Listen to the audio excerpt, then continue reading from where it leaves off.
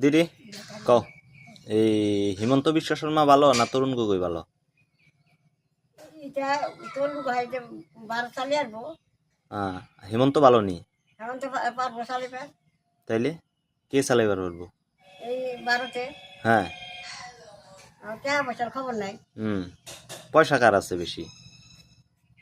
পয়সা তো যাই মোদিরই বেশি। মোদির বেশি না? তো হিমন্তও পারবো না মানে তরুণ গগৈ পারবো না না নাকি? এটা বর্মদের দেখবো। হ্যাঁ তরুণ গগৈ বর্মদের দেখবো।